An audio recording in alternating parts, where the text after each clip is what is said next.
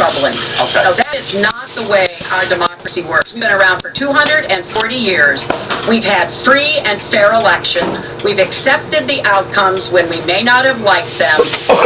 That is what must be expected of anyone standing on a debate stage during a general election.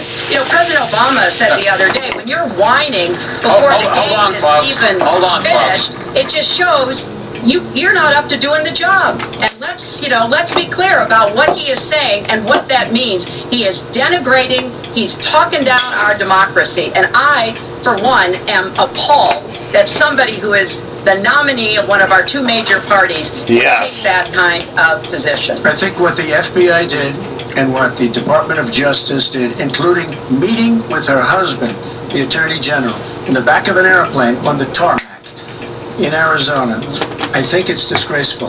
I think it's a disgrace. All right. I think we've never had a situation so bad. Hold on, folks. This doesn't do any good for anyone. Let's please continue the debate, and let's move on to the subject of foreign hotspots. He's doing a good job of controlling everybody, you know? To take back Mosul has begun. If they are successful in pushing ISIS out of that city and out of all of Could you give me another one of those soda pops, Gino? What happens the day after? And that's something that whoever of you ends up as president is going to have to confront. Will you put U.S. troops into that vacuum to make sure that ISIS doesn't come back or isn't replaced by something even worse? Secretary Clinton, you go first in this segment. You have 2 minutes. Well, I am encouraged that there is an effort led by the Iraqi army, supported by Kurdish forces, and also given the help and advice from the number of special forces and other Americans on the ground. But I will not support putting American soldiers into Iraq as an occupying force. I don't think that is in our interest, and I don't think that would be smart to do. In fact, Chris, I think that would be a big red flag waving for ISIS to reconstitute itself. The goal here is to take back Mosul. It's going to be a hard fight. I've got no illusions about that. And then continue to press into Syria to begin to take back and move on Raqqa, which is the ISIS headquarters. I am hopeful that the hard work that American military advisors have done will pay off, and that we will see a really successful military operation. But we know we've got lots of work to do. Syria will remain a hotbed of terrorism as long as the civil war, aided and abetted by the Iranians and the Russians, continue. So I have said, look, we need to keep our eye on ISIS. That's why I want to have an intelligence surge that protects us here at home, why we have to go after them from the air, on the ground, online, why we have to make sure we don't let terrorists buy weapons. They're too dangerous to fly, or too dangerous to buy a gun. And I'm going to continue to push for a no-fly zone and safe havens within Syria, not only to help protect the Syrians and prevent the constant outflow of refugees, but to frankly gain some leverage on both the Syrian government and the Russians, so that perhaps we can have the kind of serious negotiations. They already have the no-fly zone up. And go forward on a They can shoot us down anytime they want. Mr. Trump said, question, if we are able to push ISIS out of Mosul and out of Iraq, would you be willing to put U.S. troops in there to prevent their return or something else? Let me tell you, Mosul's so sad. We had Mosul. But when she left, when she took everybody out, we lost Mosul. Now we're fighting again to get Mosul. The problem with Mosul, and what they wanted to do, is they wanted to get the leaders of ISIS who they felt were in Mosul. About 3 months ago, I started reading that they want to get the leaders, and they're going to attack Mosul. Whatever happened to the element of surprise? Okay? We announced we're going after Mosul. I've been reading about going after Mosul now for about, how long is it, Hillary? 3 months? These people have all left. They've all left. The element of surprise. Douglas, MacArthur, George Patton spinning in their graves when they see the stupidity of our country. So we're now fighting for Mosul that we had. All she had to do is stay there. Now we're going in to get it. But you know who the big winner in Mosul is going to be after we eventually get it? And the only reason they did it is because she's running for the office of president. If they want to look tough, they want to look good. he violated the red line in the sand, and he made so many mistakes, made all mistakes. That's why we have the Great Migration. But she wanted to look good for the election, so they're going in. But who's going to get Mosul, really? We'll take Mosul eventually. By the way, if you look at what's happening, much tougher than they thought. Much, much tougher, much more dangerous, going to be more deaths than they thought. But the leaders that we wanted to get are all gone, because they're smart. They said, what do we need this for? So Mosul is going to be a wonderful thing, and Iran should write us a letter of thank you, just like the really stupid, the stupidest deal of all time. A deal that's going to give Iran absolutely nuclear weapons. Iran should write us yet another letter saying thank you very much. Because Iran, as I said many years ago, Iran is taking over Iraq, something they've wanted to do forever, but we've made it so easy for them. So we're now going to take Mosul, and you know who's going to be the beneficiary? Iran. Boy, are they making, I mean, they are outsmarting. Look, you're not there, you might be involved in that decision, but you were there when you took everybody out of Mosul and out of Iraq. You shouldn't have been in Iraq, but you did vote for it. You shouldn't have been in Iraq, but once you were in Iraq, you should have never left the way. The point is, the big winner is going to be Iran. Well, you know, once again, Donald is implying that he didn't support the invasion of Iraq. I said it was a mistake. I've said that years ago. He has consistently denied what is Wrong. a very clear fact, that Wrong. before the invasion he supported it. And, you know, I just want everybody to go Google it. Google Donald Trump Iraq, and you will see the dozens of sources which verify that he was for the invasion of Iraq. Wrong. And you can actually hear the audio of him saying that. Now, why does that matter? Well, it matters because he has not told the truth about that position. I guess he believes it makes him look better now, to contrast with me, because I did vote for it. But what's really important here is to understand all the interplay. Mosul is a Sunni city. Mosul is on the border of Syria. And yes, we do need to go after Baghdadi, and just like we went after bin Laden while you were doing Celebrity Apprentice, and we brought him to justice. We need to go after the leadership, but we need to get rid of them, get rid of their fighters. There are estimated several thousand fighters in Mosul. They've been digging underground. They've been prepared to defend. It's going to be tough fighting. But I think we can take back Mosul, and then we can move on into Syria and take back Raqqa. We don't have the troops on the ground there, only advisors. It's Iraqis. Amazed that he Why is she saying that us? the Iraqi government and our allies and everybody else launched the attack on Mosul to help me in this. But that's how different it is, you know. He always looking for some Because we don't conspiracy. gain anything. He has all the Iran is taking over Iraq. Secretary Clinton. Iran is taking over Iraq. We don't gain Secretary Clinton. We would have gained if they did it by surprise. Wait. Secretary Clinton, it's an open discussion. He says We Secretary. would have gained Now, if they did it by Secretary, surprise. please let Mr. Trump speak. unfit, Go ahead. and he proves it every No, time you he are the talks. one that's unfit. You know, WikiLeaks just actually came out. John Podesta said some horrible things about you, and boy, was he right. He said some beauties. And you know, Bernie Sanders, he said you have bad judgment. You do. And if you think that going into Mosul, after we let the world know we're going in, and all of the people that we really wanted, the leaders, they're all gone. If you think that was good, then you do. Now, John Podesta said you have terrible instincts. Bernie Sanders said you have bad judgment. I agree with both. Well, you should ask Bernie Sanders who he's supporting for president, and he has said, Which is a as he big has mistake. campaigned for me around the country, you are the most dangerous person to run for president in the modern history of America. I think he's right. Let's turn to Mr. Trump. In the last debate, you were both asked about 14 minutes. the situation in the Syrian city of Aleppo, and I want to follow up on that because you said several things in that debate which were not true, sir. You said that Aleppo has basically fallen. In fact, there are. It's a catastrophe. It is a catastrophe. Mess. There are a quarter. Have you seen it? Have you seen it? Sir? Have you seen what's happened Sir, to Aleppo? if I may finish my question. Okay, so it hasn't fallen. Take a look at it. Well, there are 250,000 people still living there and being slaughtered. That's right. You also and they are being slaughtered Yes. because of bad decisions. if I may just finish here. And you also said that ISIS, that Syria and Russia are busy fighting ISIS. In fact, they have been the ones who've been bombing and shelling eastern Aleppo, and they just announced a humanitarian pause, in effect admitting that they have been bombing and shelling Aleppo. Would you like to clear that up, sir? Well, Aleppo is a disaster. It's a humanitarian nightmare, but it has fallen from any standpoint. I mean, when you need a signed document, take a look at Aleppo. It is so sad when you see what's happened. And a lot of this is because of Hillary Clinton, because what's happened is by fighting Assad, who turned out to be a lot tougher than she thought, and now she's going to say, oh, he loves Assad.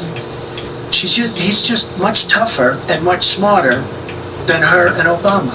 And everyone thought he was gone 2 years ago, 3 years ago. He aligned with Russia. He now also aligned with Iran, who we made very powerful. We gave them $150 billion back. We give them $1.7 billion in cash. I mean cash, bundles of cash as big as the stage. We gave them $1.7 billion. Now, they have aligned. He has aligned with Russia and with Iran. They don't want ISIS, but they have other things because we're backing rebels. We don't know who the rebels are. We're giving them lots of money, lots of everything. We don't know who the rebels are.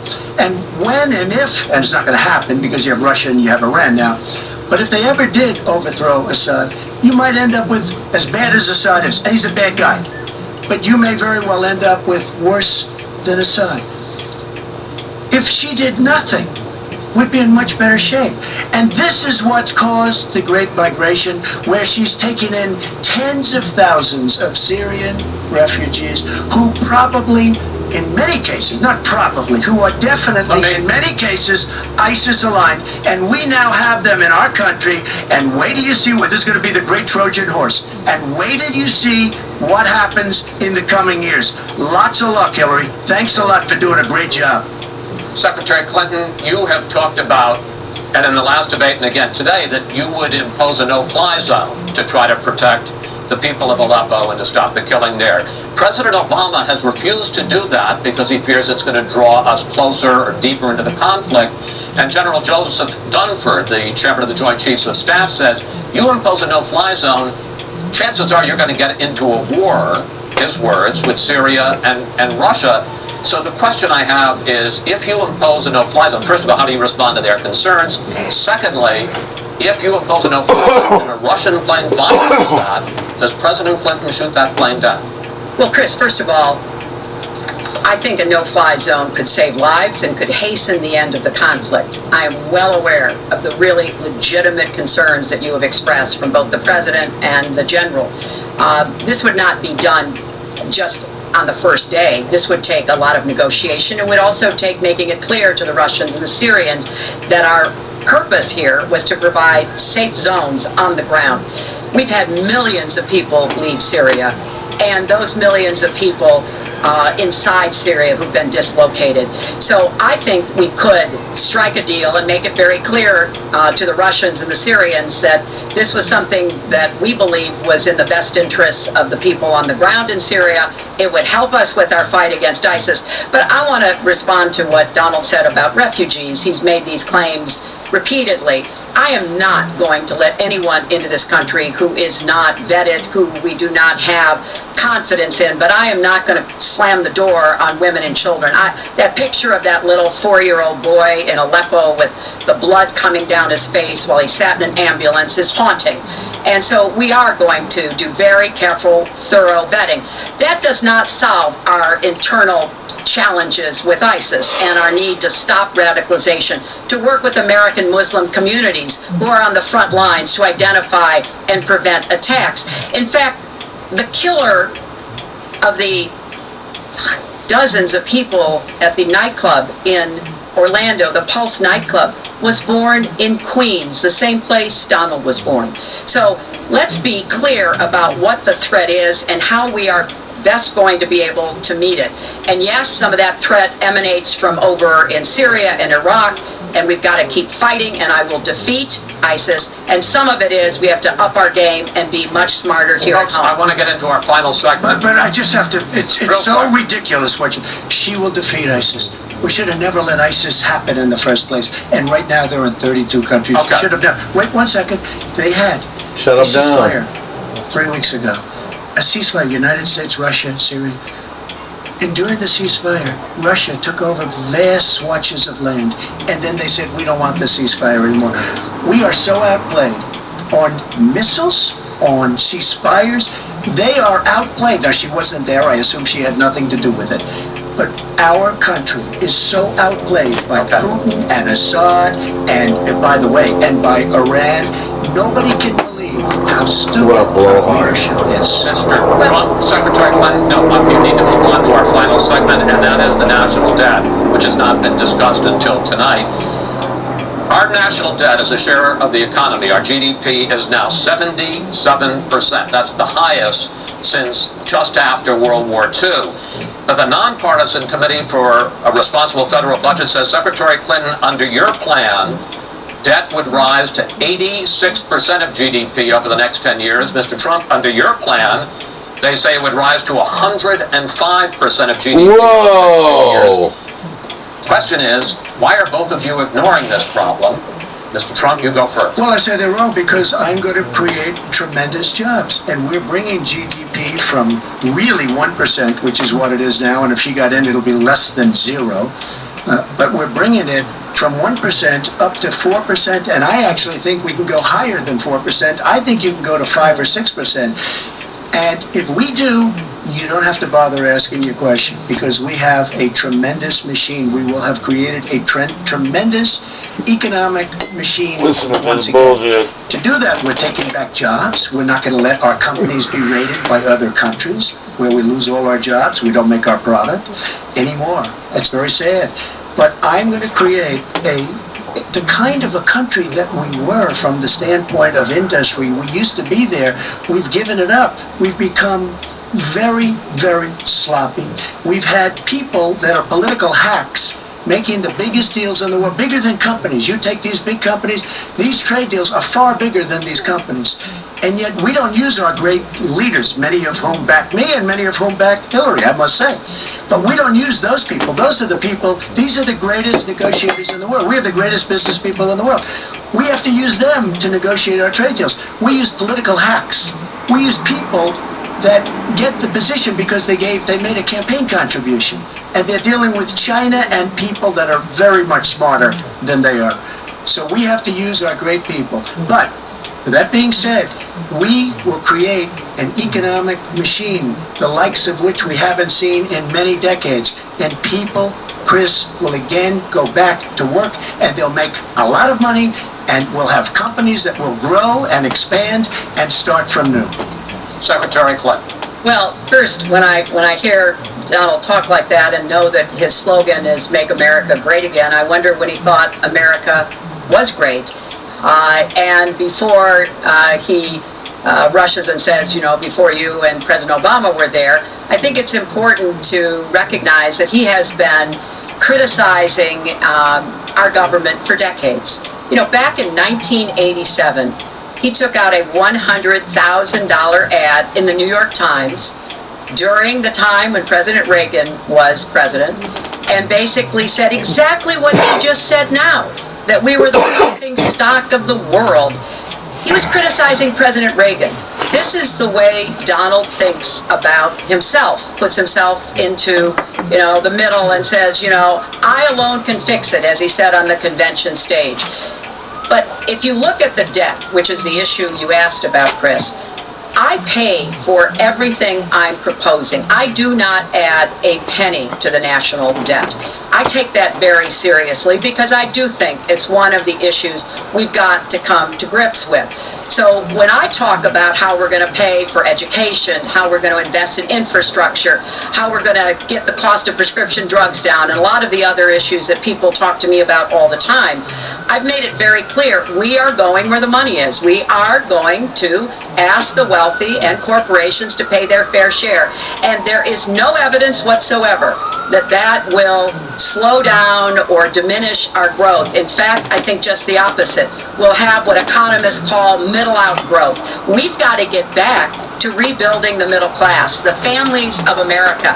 That's where growth will come from. That's why I want to invest in you. I want to invest in your family. And I think that's the smartest way to grow the economy, to make the economy fairer. And we just have a big disagreement about this. It may be because of our experiences. You know, he started off with his dad as a millionaire. I started off with my dad as a small businessman. We've heard this before. I think it's, you know, it's a difference that affects how we see the world and what we want to do with the economy. Time. Thank you, Hillary. Could I just respond? Well, no, Because sir, I did we're running out of disagree with time. Ronald Reagan very strongly on trade. I disagreed with him. We should have been much tougher on trade even then. I've been waiting for years. Nobody does it right. And frankly, now we're going to do it right. All right. The one last area I want to get into with you in this debate is the fact that the biggest driver of our debt is entitlements, which is 60% of all federal spending. Now, the Committee for Responsible Federal Budget has looked at both of your plans, and they say neither of you has a serious plan that is going to solve the fact that Medicare is going to run out of money in the 2020s, Social Security is going to run out of money in the 2030s, and at that time, recipients are going to take huge cuts in their benefits. So, in effect, the final question I want to ask you in this regard is, and let me start with you, Mr. Trump, would President Trump make a deal to save Medicare and Social Security that included both tax increases and benefit cuts, in effect, a grand bargain on entitlements? I'm cutting taxes. We're going to grow the economy. It's going to grow at a record rate. But that's not going to help with entitlements. It's going to totally help you. And one thing we have to do, repeal and replace the disaster known as Obamacare. It's destroying our country. It's destroying our businesses, our small business, and our big businesses. We have to repeal and replace Obamacare. You take a look at the kind of numbers that will cost us in the year 17. It is a disaster. If we don't repeal and replace, now it's probably going to die of its own weight, but Obamacare has to go. The premiums are going up 60, 70, 80%. Next year they're going to go up over 100%. And I'm really glad that the premiums have started. At least the people see what's happening, because she wants to keep Obamacare and she wants to make it even worse. And it can't get any worse. Bad health care at the most expensive price. We have to repeal and replace Obamacare. And Secretary Clinton, same question, because at this point, Social Security and Medicare are going to run out, the trust funds are going to run out of money. Will you, as president, will you consider a grand bargain, a deal that includes both tax increases and benefit cuts to try to save both programs? Well, Chris, I am on record as saying that we need to put more money in the Social Security Trust Fund. That's part of my... Oh, that's you, George. As will Donald's, assuming he can't figure out how to get out of it. But what we want to do is to replenish the Social Security Trust Fund by making sure that we have sufficient resources. And that will come from either raising the cap and or finding other ways to get more money into it. I will not cut benefits. I want to enhance benefits for low-income workers and for women who have been disadvantaged by the current Social Security system. But what Donald is proposing with these massive tax cuts will result in a $20 trillion additional national debt. That will have dire consequences for Social Security and Medicare. And I'll say something about the Affordable Care Act, which he wants to repeal. The Affordable Care Act extended the solvency of the Medicare Trust Fund. So if he repeals it, our Medicare problem gets worse. What we need to do is go after the long-term health care drivers. We've got to get costs down, increase value, emphasize wellness.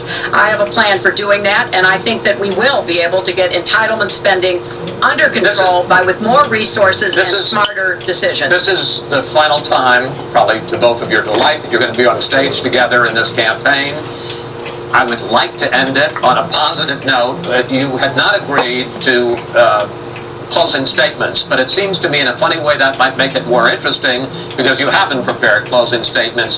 So I'd like you each to take, and we're going to put a clock up, a minute, as the final question and the final debate to tell the American people why they should elect you to be the next president. Good for him. This is another new mini-segment. Secretary Clinton, it's your turn to go first.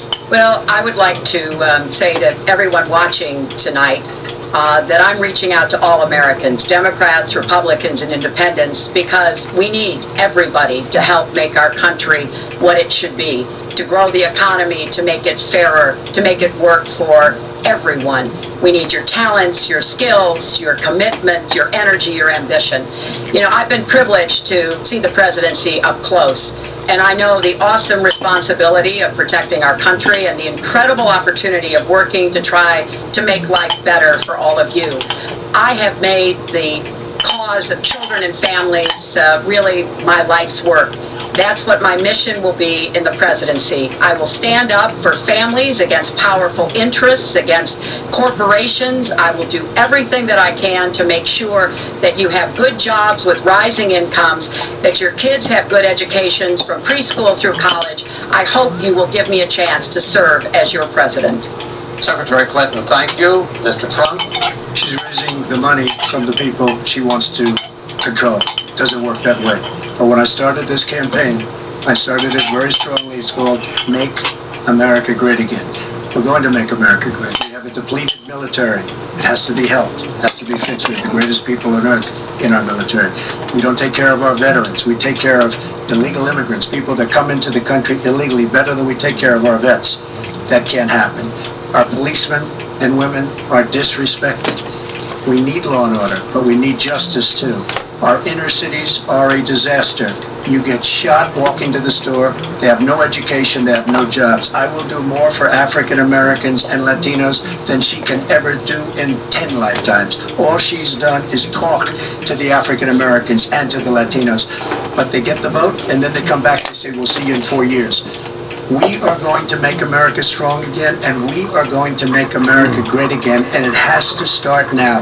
We cannot take 4 more years of Barack Obama, and that's what you get when you get her. Thank you both.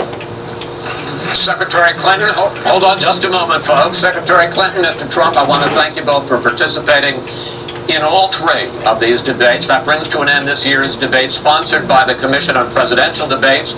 We want to thank the University of Nevada, Las Vegas, and its students for having us. You did a good job. What do you think? The decision is up to you. While millions have already voted, Election Day, November 8th, is just 20 days away. And you didn't go softballs. Agree on. We hope you will go. Do you think so? It is one of the honors and obligations some really hard-ass in this great questions. country. Thank you, and good night.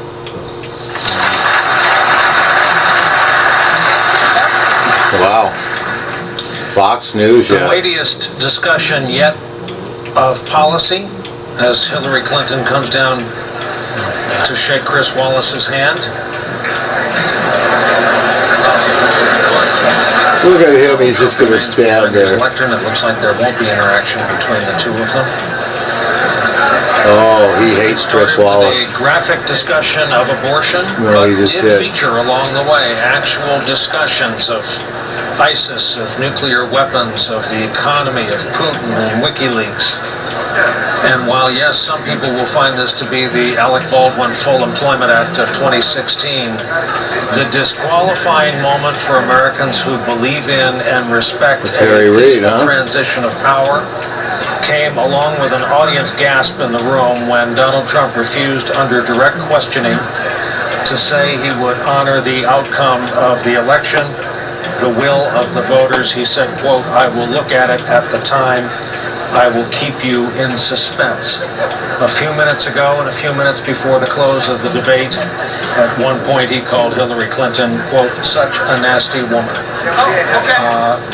Not sure quite what we've witnessed in terms of democracy tonight, Rachel, but it held our attention. The formal part of this campaign is now over. We will not see these two candidates together, except possibly at the Al Smith dinner tomorrow night in Washington, where they're both expected to turn up and make comedic remarks, in New York, excuse me, where they're both expected to turn up and make comedic remarks. That's not like this. This really is the end of the formal competition being acted out by the two of them in the same place. What is left to us to vote, when Chris Wallace said there at the end, is true. In terms of what just happened here, though, my observation was that this was sort of a normal debate for the first 25 minutes, and then 25 minutes into it, it started to break down. Hillary Clinton, I think, stayed the same throughout the full 90-plus minutes. Donald Trump, at about 25 minutes in, started gritting his teeth, started grabbing his microphone over and over again, and then it started with the interjection, started saying wrong, wrong, wrong into the microphone again like he had before.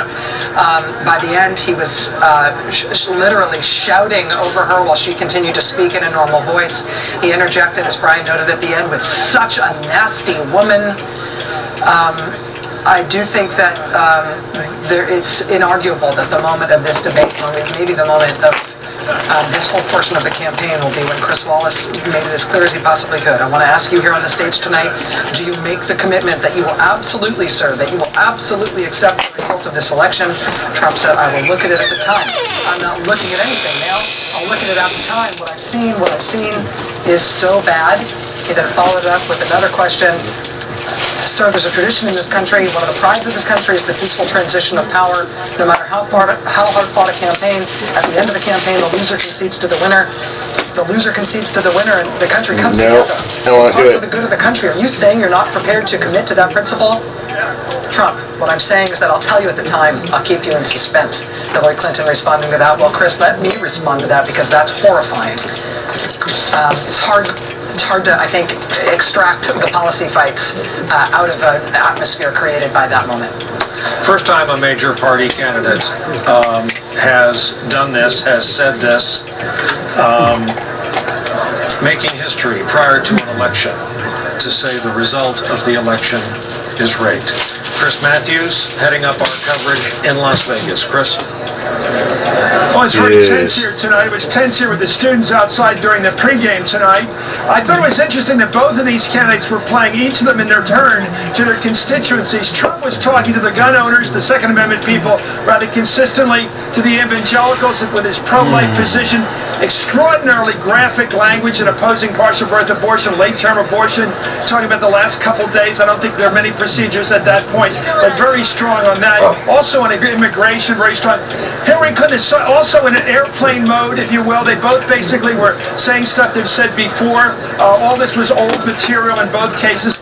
But I thought the really graphic moment was when Donald Trump really got into that pro-life position. I think he was going after the evangelicals. Hillary won the debate tonight for the following reason. The real battleground are women in the suburbs, Republican, moderate political women who tend to vote Republican because of their tax bracket, largely. They're not for big city issues. They're not for big on public education generally. Hillary talked to them about guns and gun control to protect toddlers. She talked about her work with children and families ever since Marian Wright Edelman. All the time she was talking to women on abortion rights, on guns, on every issue, was talking to women in the suburbs. She never lost track of where the battleground is. Women in the suburbs. Trump was simply defending his point among evangelicals and rural people on guns, abortion rights, and immigration. So I think Hillary went after the disputed territory tonight, and I think she gained every time they had a conversation. So, close debate, best performance by Trump so far, but Hillary won. That's my thinking. Chris Matthews in Las Vegas. Steve Schmidt is here with us in New York. Steve, the moment you feared, the direct answer to a direct question about the result of this election on November 8th has happened. It sure has, and I think it's a disqualifying moment. It's a moment of clear and present danger to our constitutional order, to the republic. It's unprecedented in the history of the country. Constitutional officers like Paul Ryan, I think, are now at an hour where they're called to step forward, to exhibit political courage, to put the country first, and to communicate very clearly that we have legitimate elections in this country, and that is how we choose our leaders. I agree with Chris that Donald Trump was more coherent, at least in the first part of the debate, than he has been in the previous debates. First half hour, yeah. But clearly he was provoked throughout. He became angrier. He lost control. And I think as you look at the end of the debate, when he says, "You nasty woman," his anger is such, and what we know from the first debate, what comes next from the rounds of tweeting and the statements that will follow on this, and does it keep him moving in a trajectory that will continue the Republican slide in the polls? Certainly on the issue of immigration. She's not happy. It's no good in states like Arizona. Look at Melania. In Nevada, in Georgia, in Texas, which is Now which is she's now smiling, running up. but she wasn't. He was incoherent again on national security issues. He was like an old man in the park feeding squirrels, arguing with himself on the question of Mosul. He was incoherent on the question of Aleppo, and just somebody who has not prepared himself over the course of the campaign on these vital national security issues. But what this debate is about, it's about one thing. This came down to one thing in 90 minutes, is you have a candidate, one of the nominees of the two political parties, who has broken a foundational political compact. And this is a moment for everybody involved in America's national life that I think is one of urgency. Take notice. If I could just, I think that's right. I mean, I think that's the headline, and that's the body of the story, too, in a way. It was a shocking moment, really, to be asked in a debate, okay, you played around with this idea of it's rigged, and I'm not going to, I don't know what I'm going to do. But in this setting, in the final debate, to be asked a direct question twice and to refuse to commit, She's partying. Look at her. abide by the decision. You know what that is with her? In a free and fair election. That's the one whose husband just got caught with his dick with another teenager. I think it goes beyond. Okay, the chick with the black hair? Responsibility. I think it's. That was leading her? Leader McConnell. Right there. Everyone, really. The woman in back of her? Democrats Yes. right. We need to make clear that no. Her that's husband wrong. is the That's congressman unacceptable. that got That's not caught the way sexting we the do, teenager and then just got caught again in the last month or so? The one with the earrings? Yeah. I think it's going to be a hard test. I'm for pretty the sure vote that's counts, her. because it doesn't honestly come out of nowhere. It's unprecedented Look for a at her. presidential She's candidate in to be party there, but zone, man. The Republican Party for the last, As if this isn't especially the last obvious 8 who years, fucking has did been it. hyping the idea of Everybody voter fraud senses and it. stolen elections. I mean, It's go just what back they're to the talking third about. debate between John This game McCain is and done Barack with that Obama. He raised fool. this issue of Acorn as if Acorn was then the menace that was going to steal the election from him. And John McCain was not a crazy candidate. And this comes from, Donald Trump has weaponized it, but this comes from a place in Republican politicking over the last 8 years in particular. Yep. That's going to make it very hard for them to stand up for the integrity of the elections, because they've been scaremongering about it themselves for their own purposes. We're in uncharted territory. Yeah, the Brown was late, but he went way. Yes, that's right. And no By miles and No miles major and figure miles. has gone there. They Ever. simply have not gone there ever. But for if this were a Democratic candidate doing that, other Democratic leaders repudiating that would be a much easier thing. There'd be no question about it. The Republican resistance to repudiating it comes from the fact that some of this has its roots in mainstream Republican politics. What did that mean? Marco Exactly. Rubio came out and has come out and has taken a stand. And so, what do you believe? Do you believe in this or not? Steve, does that make you crazy that I said that? No, I think that it's a bit of a stretch. It is so unprecedented. It is so outside the norms. There were legitimate issues around Acorn and other groups that were worthy of discussion, but nobody contested the legitimacy of the outcome of the election. This is not an attack on a group of the Democratic Party that's doing something that it shouldn't be doing. This is an attack at a foundational level on the institutions of democracy in this country. Extraordinary. This is a fascist push, the Jane. question of Vladimir Putin and a hostile foreign power engaged in trying to affect the outcome of the election. She could not have been more correct as she articulated what was at stake, and he fumbled around on that answer. And again, a Republican nominee for President of the United States, one of the two people, as Chris Wallace pointed out, be Commander-in-Chief or President-elect in 20 days, unable to condemn, because he sees a partisan advantage from it, the actions of a foreign power trying to affect the outcome of an election. And we are so far out of normalcy on this that there's really not words to describe it. There's no rule book to get from the Yeah. shelf. Yeah. Lawrence O'Donnell, among the many people watching along with us. Lawrence? Just so many things to be astounded I by like him. in this debate. I agree with everything that's been said so far about this unprecedented nature of someone saying We have to go to CNN in a bit, huh, Gene? to concede if the other side gets more votes and more These folks are electoral pretty votes. aggressive But teams. also, Yeah, I know. I'm just outright thinking about what's going on Trump. He someplace actually else, said is at all. a certain point that Hillary Clinton wants to double your taxes. She This is wants their to take group. the top I wonder what income their tax group rate is. up 3 percentage points. That's the Hillary Clinton tax increase. You could go on with these things, but I thought one of the most effective things that Hillary Clinton got off, which Donald Trump never answered, was when she talked about him being in that hotel of his today in Las Vegas, surrounded by all that Chinese steel that he used to build that hotel. She took that shot twice, and the first time she took it was clearly a moment she was ready for, where she laid it out very, very carefully.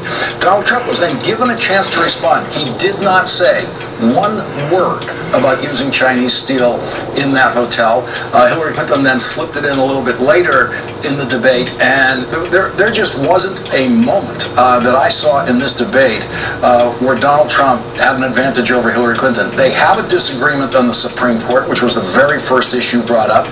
That's a disagreement that most voters know about going into this debate. They both staked out their positions clearly on that.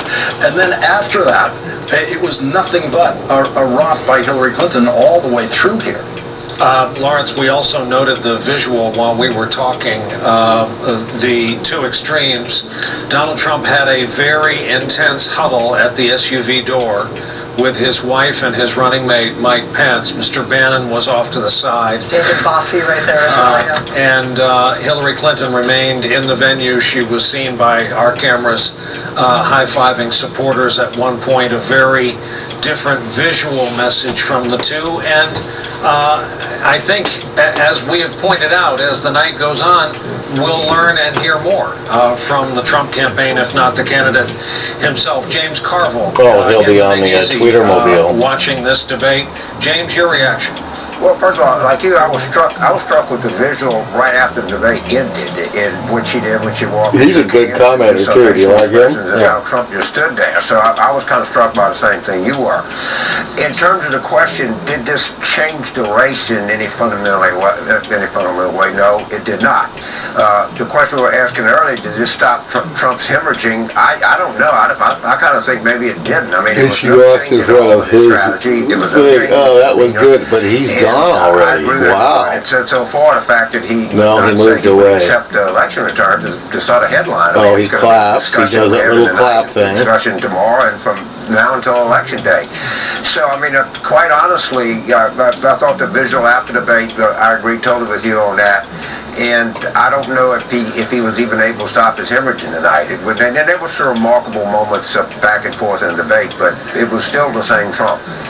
Nicole Wallace has rejoined us. Nicole, I keep saying it, first major party presidential candidate in American history to say prior to the election that the election results are rigged, and tonight to repeat that he will judge it in real time but wants to stay in. Yeah, look, it swamps everything else, and he basically tonight laid in his own coffin with a hammer and a nail and pounded in the lid. I mean, lights out in American politics when you say something like that. The tragedy for his base of support, and his base of support likes him very much, and there were a lot of things that they will like about tonight's performances. He got in some comments about the Supreme Court, about the kind of judges that he picked, which when I was in Ohio talking to undecided voters and pro-life women of faith who care about that stuff, that's the single issue they're voting on. So he had some nice moments, and for him, this performance represented real growth from his first debate. So his debate coaches have done a decent job with him. They just didn't have that much to work with. And that single comment will define the rest of this election, all 20 days of it that we have left. And it is a disqualifying comment to say you will not accept the results of American democracy, the beacon of democracy the world over. Lights out moment for him. But she also, it shouldn't swamp the performance she Why turned did in. he Because do I think, that? I've heard from Republicans tonight who also thought it was her best performance. So, he's getting better, but she's showing how much preparation enhances and helps tell the story of who she is. And I thought she started to make a turn tonight, started to talk about the kind of president she'd be. And I thought I heard some things in there about what she might get done in the first 100 days. She might get immigration reform on the agenda, and there's some Republicans who are talking privately about being willing to work with her. So I just thought this was, he was better than he's ever been, but he disqualified himself in that moment. Here's my question to you, knowing you don't speak for the entire infrastructure, and Chris Matthews wants in on this as well. Where are Ryan, McConnell, McCain, Romney tomorrow morning? Will we hear from people? There's a padded room I just left. At the bar.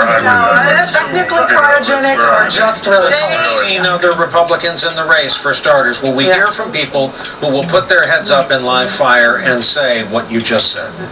Mike Pence and Ivanka, his daughter, have condemned or disagree with his statement. And I have this little insight from some of the efforts. There's a public divide because Mike Pence and Ivanka said that they would accept the results. Mike Pence said that to you 20 minutes before the debate started. So there's a public divide. There was also a private divide. There were people that urged him not to say that. They would have loved for the headline to have been, that he got in some hits on her, but that she won. They could have lived with that. That would have left them still limping along to the finish line. But because he said he refused to accept those results, he's going to have Paul Ryan and all the Republican establishment figures who have already said that those kinds of comments are out of line. And Governor Kasich, I think this morning on CBS this morning, strongly condemned this kind of language. I talked about Marco Rubio in Russia. Kasich is his equal partner in sort of being the conscience of the GOP. I think people will line up to condemn that one. I will say that if they're strategically, not thinking about this, I think, in the really substantive terms you are, but in more sort of petty terms, if there are Republicans... my role. No. I will be Tom Petty. High, I go petty. But if Republicans are just looking at the numbers and they're thinking, all right, Donald Trump is set to lose in a Barry Goldwater-style route. I don't want to be associated with that. I would like to not be on that train when that train crashes.